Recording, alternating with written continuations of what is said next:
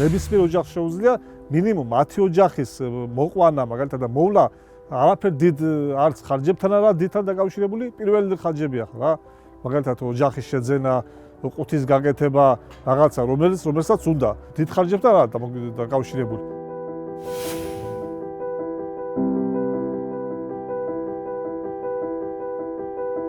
ფუტკარი მოსავალს გვაძლევს მაისიდან აგვისტოში მთავრდება რა ფაქტობრივად 2-3 თვე.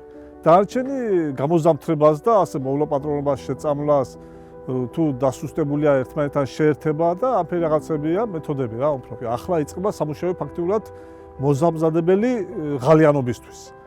სუსტი ოჯახები რომელიც ყავდა ახლა მაგალითად მე ეს გავაერთიანე მაქსიმალურად ვცდილობ რომ ეს ღალიანობა შევახვდო ძლიერი ოჯახები. რა ხდება მაგის ხელშეწყობა.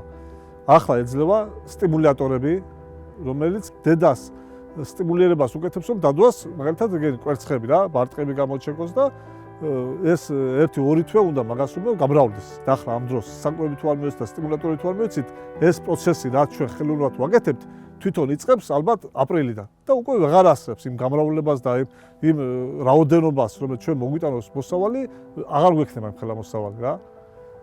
ეს არის რაც შეეხება ეს ღალიანობამდე მიყვანას. და ღალიანობის შემდეგ მომთაბარეობასაც აკეთებს ზოგიერთი ახლა. ასე უძახით ჩვენ დავუძლებთ ყვავილებს რა. ახლა მაისის თვეში თუ მაგალითად იქით ყავს გურიის ტერიტორიაზე მყავს რომ მოთავდება ყვავილები, მე არის წაბრზე ცაგერში დამყავს და რაც უფრო მეტი ყვავილთან ვაბალახებთ, ასე ქვია ფუტკარს, მეტი შემოსავალი.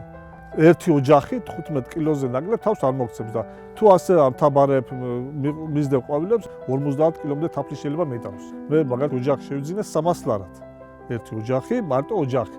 ყუთი ჩემი იყო კიდე. ყუთი ცალკე გავაკეთეთ და რაღაცა შეცდომები თავიდან მეც მქონდა.